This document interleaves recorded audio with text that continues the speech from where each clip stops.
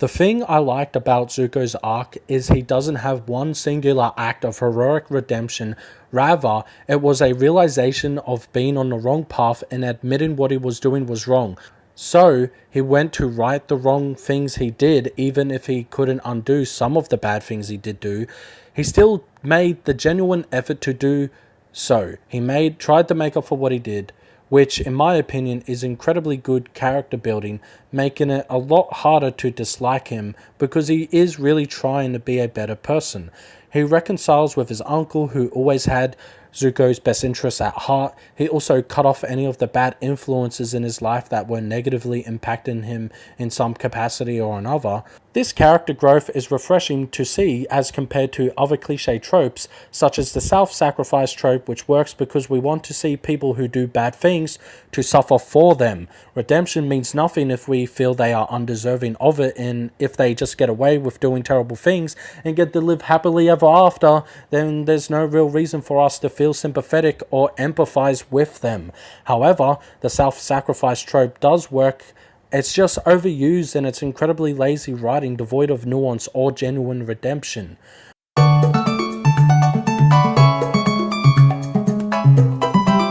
Part of what makes a story of a villain redeemed interesting is seeing the reformed villain struggling to live with the reality of the atrocities they have done, and admitting to better themselves as a result of this realization. This is what separates Zuko. He is harshly scorned and hurt by the father who he sought love from, and thought the only way to be redeemed in the eyes of the Fire Nation and his father was to catch the Avatar.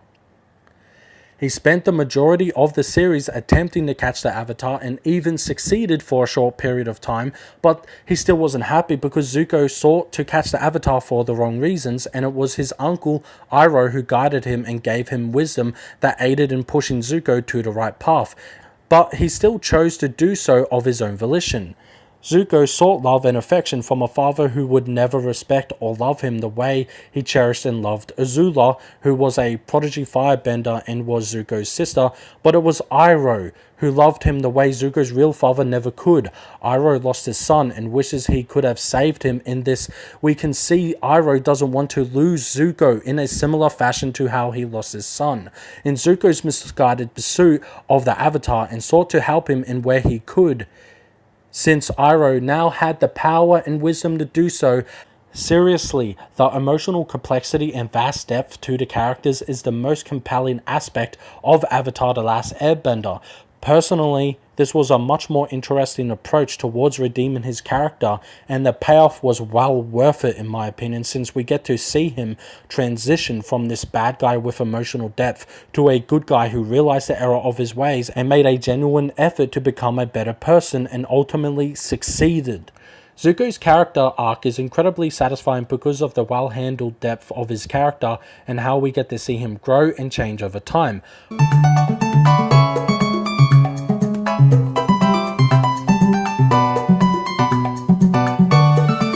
Probably the biggest issue I have with Avatar: The Last Airbender is how they didn't continue to elaborate the story of what happened to Zuko's mum.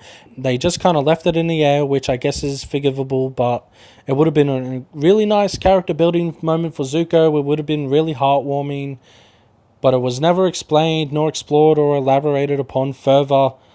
And, you know, it's just kind of irritating to us long-term fans who are incredibly invested in these characters and what happens to them.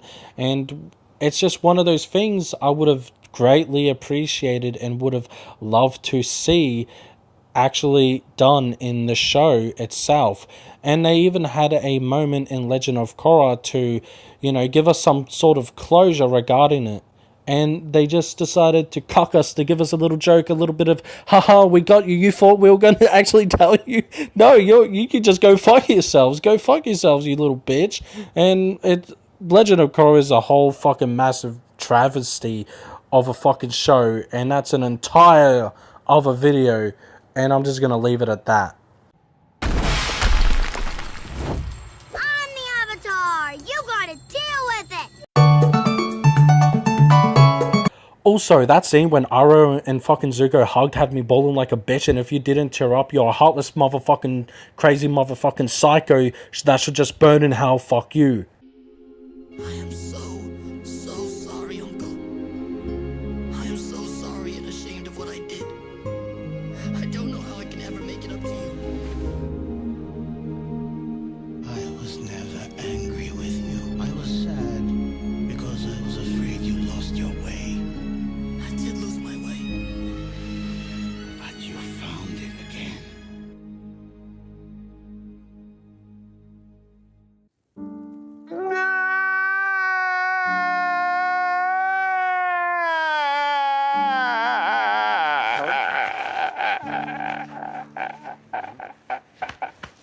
anyway, this is all I really have to say about the topic. Just wanted to throw my 2 cents in, even if this video wasn't necessarily really well scripted or really well researched or even well voice acted, question mark, I don't know, whatever.